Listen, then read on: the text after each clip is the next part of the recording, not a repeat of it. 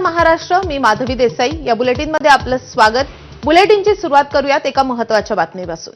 केंद्रीय गृहमंत्री अमित शहा महाराष्ट्राच्या दौऱ्यावर आहेत. काल शिर्डीमध्ये शहांचं मुख्यमंत्री फडणवीस यांनी दोन्ही उपमुख्यमंत्र्यांनी स्वागत केलंय. आज अमित शहा साईबाबांचं दर्शन घेऊन दौऱ्याची सुरुवात करणार आहेत.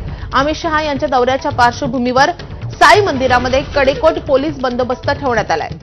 तसंच विखे पाटील कारखान्याच्या विस्तारित कामाचं उद्घाटनही अमित शहांच्या हस्ते होणार आहे. यावेळी शहा लोणी येथे पद्मश्री विठ्ठलराव विखे आणि पद्मभूषण बाळासाहेब विखे पाटलांच्या पूर्णाकृती पुतळ्याचं अनावरणही करतील. त्यानंतर शेतकरी मेळाव्यालाही अमित शहा उपस्थित राहणार आहेत. त्यासोबतच ते कोपरगाव येथील सहकार आणि शेतकरी मेळाव्याला संबोधित करतील. दरम्यान शिर्डीमधल्या साई मंदिरामधून सुरक्षेचा आढावा घेतलेला आहे आमच्या प्रतिनिधींनी.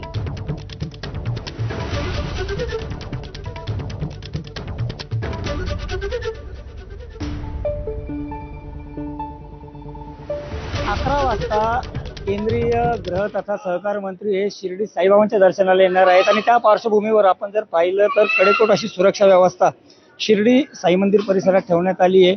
बॉम्ब शोध पथक जे आहे हे डॉग स्क्वॉडसह पूर्ण मंदिराची पाहणी करते, पूर्ण मंदिराची तपासणी या ठिकाणी या पथकांकडून सुरू करण्यात आलेली आहे.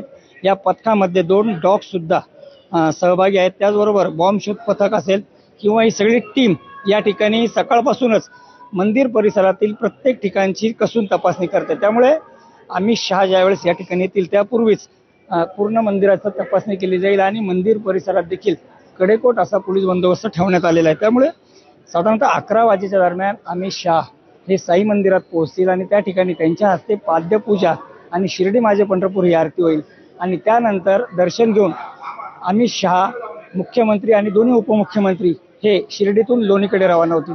नितीन ओझा, एबीपी माझा, शिर्डी.